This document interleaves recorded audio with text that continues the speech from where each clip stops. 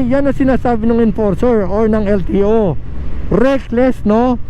Lumipat ka, ang dami ng paalala, 500 kilometers. Dapat, sige, nagkamali ka na.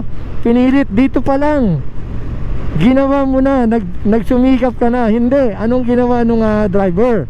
Okay, sinagad ng sinagad hanggang doon na ang masaklap doon, may enforcer na. Yung enforcer na nakatayo dyan, malamang yan, tinuturo ka na. Kumabi ka na rito, diretsuhin mo na yan. Palagi kang safe sa kada biyahe. Mga dami na magturo ng disiplina, maging responsable sa So manibela. good morning mga KSP. So nandito po tayo sa ilalim ng Skyway Quezon Avenue exit, no? Kung napapansin nyo, etong Quezon Avenue na ito po yung pinagmumula ng traffic dun sa taas ng Skyway na nag-viral, no? Dahil yung isang bata or anak ng vlogger na nagpumilit na ikanan, no, para umexit siya ng Quezon Avenue Skyway. So nandito tayo ngayon sa ilalim, pinakita ko muna sa inyo, then aakyat tayo, no. Magtuturo tayo para hindi na mangyari doon sa mga baguhang driver yung nangyari, no, doon sa bata na nag-viral. Okay? So ayun, no.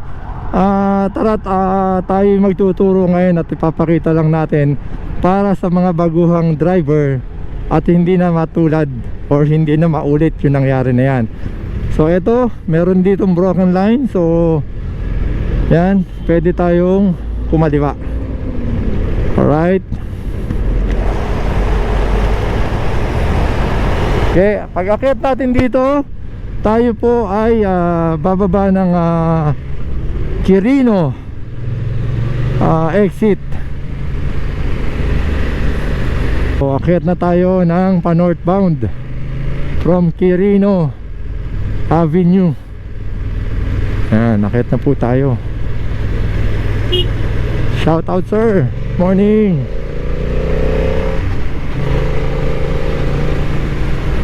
Yan, alright. So ito, andito na po tayo ngayon sa Skyway northbound mga ka-SP. So ito, may bago ng daan dito kung paalabang, no, dyan na kayo. Yan, Alabang, SLEX, Kalamba. So ano ba yan mga ka-SP, nakalagay Quezon Avenue. Yan ang sinasabi natin, no. Yan ay isa sa mga informative signs para hindi kayo maligaw. O ano tong signage na yan, ang tawag dyan ay mga warning signs naman or chevron signs, no. Again, tatlo lang yan: regulatory sign, informative sign, and warning sign. Tulad yan, warning sign yan, no, na binabalaan tayo na may dalawang kalsada na magme-merge sa isa. Okay? Eto, informative sign, ano nakalagay? Nagtahan, exit, keep left. Yan, babasahin nyo yan. Regulatory sign and informative signs. Okay, kung kayo pa nagtahan, ano sinasabi? Nagtahan, exit, keep left 100 meter ahead. Diyan kayo dapat, no? Pagka kayo lumagpas na, nandito na kayo, pakaliwa kayo, diretsuhin nyo na yan. Tulad na nangyayari dyan sa Quezon Ave na yan, nagkamali na siya, pinilit niya, huwag nyong ipipilit, kundi diretsuhin nyo na. Humanap na lang kayo ng ibang exitan, no? Kaysa naman mangyari sa inyo, mahuli kayo, hanggang ganyan na nga yung nangyari. Okay, so ayan, ito tayo ngayon para ipakita sa ating mga baguhang rider or driver. Okay, so ito, slow down, curd ahead, no. So yan ang isa sa warning sign, no. Paano tayo magkakamali? Paano tayo madidisgrasya kung nagbabasa tayo at sumusunod dyan sa mga nakalagay na yan? Minsan kasi binabaliwala natin yan eh. Slow down, curve ahead. So yun, magbabawas tayo ng takbo kasi pakurbada. Okay, ano required dito? Hanggang 60 lang. Kung kayo 80, 70 o sabi 60. Okay, kung lumalagpas ng konti, walang problema.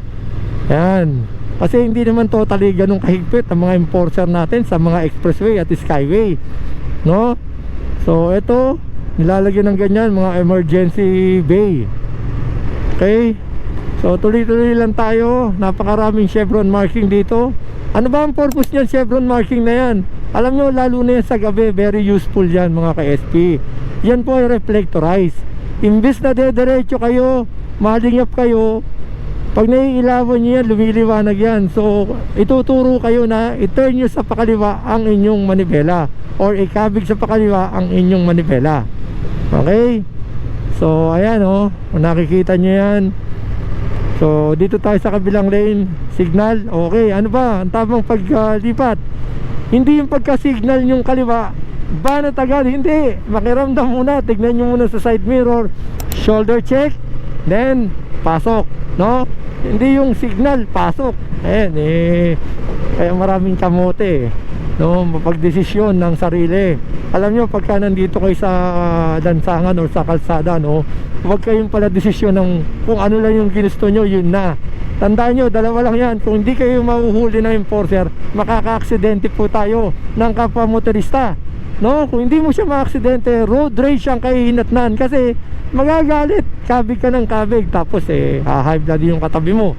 Okay, ikaw naman, imbis na magpaumanhin ka, high blood din ka rin, makikipag-away ka. So yan ang sinasabi natin, no? Ayan, no? Chevron marking nasa kaliwang side natin, ang arrow pa kanan. So pinapakabig tayo pa kanan, no? Pagdating naman dito, chevron marking, warning sign, pakaliwa daw tayo. So ganun lang ang pagmamaneho mga ka-SP. Hanggang pagka kayo pabalik-balik na rito sa skyway na ito, ay makakabisado nyo na po yan, no? Ito, itong vlog na ito, kung kayo nasa probinsya, uuwi kayo dito sa Manila, mag-skyway kayo, eto, reviewin nyo na, reviewin to bago kayo pumunta ng Manila, para hindi kayo mahuli or maka-aksidente. Yung nangyari na yan, bata, syempre hindi pa siya ganun ka-eksperto, at hindi siya masyadong aware. Although sabi nga nung tatay, nag-driving school naman yan. Nag-driving school nga yan, maganda nga yung ano. Kaso syempre lamang pa rin talaga yung experience, no? Or yung pabalik-balik ka rito. Ako syempre sinasabi ko sa inyo to kasi tinuturo ko, pero kung sa totoo lang, kabisado ko po ito kasi ako po ay tubong Novaliches, no? At meron na biniyayaan tayo ng ating Diyos na magkaroon ng property dyan sa Tagaytay. Kaya ito, pabalik-balik lang ako dito. Yan, so kaya kabisado ko na po ito. At dun sa mga hindi kabisado, tinuturo natin ito. At napakahalaga na itong video na ito para sa mga baguhan. So katakot-takot na paalala, bakit pa nagkakamali? Kasi nga po binabaliwala or kulang sa kaalaman. Alright, so eto ngayon, basahin. Quezon Avenue exit, eto na po yung katotohanan na nangyari dyan. Hindi nagbasa ang batang driver. So maaring nalibang, baka may kausap, nakikipagkwentuhan sa pasahero niya, sa kasama niya. Ayan, so nakalagay na doon, Quezon Avenue exit. Dito ka na po pwesto niyan, para kung wise ka or kabado ka, baguhan ka dyan ka na. Pero kung ikaw medyo veteranong driver ka na, walang problema, dito ka pa pumuesto, kayang-kaya natin yan. Okay, dahil tayo veterano. Imagine nyo 1992 pa o 93 ako kumuha ng lisensya, no? Professional driver's license. At isa pa, sabi mo, pabalik-balik na ako rito. Ano nakalagay dyan? Quezon Avenue 1 kilometer. Okay, so lipat tayo rito sa kabila. Ayan, so yung iba, huwag nyo na lang problema. Ayan, 1 kilometer, nakalipat ka na dapat bago mag double yellow lane. Okay, yan ang sinasabi ng enforcer or ng LTO. Reckless, no? Lumipat ka, ang dami ng paalala, 500 kilometers dapat. Sige, nagkamali ka na, pinilit dito pa lang, ginawa mo na, nagsumikap ka na. Hindi, anong ginawa nung driver? Okay, sinagad ng sinagad hanggang doon, ha? Ang masaklap doon, may enforcer na. Yung enforcer na nakatayo dyan, malamang yan, tinuturo ka na, kumabi ka na rito, diretsuhin mo na yan. Duda ako ako tingin ko yun, dyan nakapwesto yan Yun ang pagkaka-analyze ko dyan sa nangyari na yan. Kaya nagkandagalaiti yung driver na yan at yung enforcer na yan, tinikitan ka, may nakatayo ng enforcer, Eh sa totoo lang, ano, pasensya na sa term, wag na tayo magpabebe dito. Nabastusan sa'yo ang enforcer. Imaginein mo, ang haba na ng double straight solid line. Tayo na nag-aaral sa driving school, alam na natin yan tayong mga bata, no? Wala nang excuse dyan, di ba? Ano ba sabi sa batas, di ba? Yung no one, o pakita na lang natin dyan, ano ba sinasabi sa batas? O ayan, o, di ba? So hindi nyo pa pwedeng excuse na hindi natin alam ang batas. Eh ang masaklap nun, may enforcer kasi doon, no? So ang enforcer na yan, hindi yan hihuhulihin kung hindi siya nakatayo doon, no? So anong nangyari dyan, nabastusan yan. Aba, may enforcer na rito, nakatayo na ako, pipilitin mo pa. So ang the best na advice ko dyan, ang gagawin ko dyan, pagka hindi nyo na talaga kaya or alanganin na, idiretso nyo na yan, tulad na itong ginawa natin. Diretsuhin nyo na yan, humanap na lang kayo. Meron pa susunod dito, yung Araneta exit. Yun ang kasunod ng Quezon Avenue, yung Araneta na dinaanan natin. Then U-turn. Pagdating dyan sa corner ng Quezon Ave, mag left turn ka or right turn ka. So huwag nyo nang pipilitin, no? Itong ginawa natin vlog na ito, hindi para kamuhian, i-bash. Pagtulong-tulungan natin yung bata na yan, yung anak ng isang vlogger. Tandaan nyo, ako, ikaw, tayong lahat, pwede pa rin magkamali. Ako nagkakamali rin ako. Yun nga lang, marunong lang tayo makiusap, no? Pagka tayo nagkakamali, makiusap na lang kayo. Majesty Driving School, dito ay tiyak ka na matututo. Majesty Driving School, palagi kang safe sa kada biyahe. Mga dami na magturo ng disiplina, maging responsable sa manibela.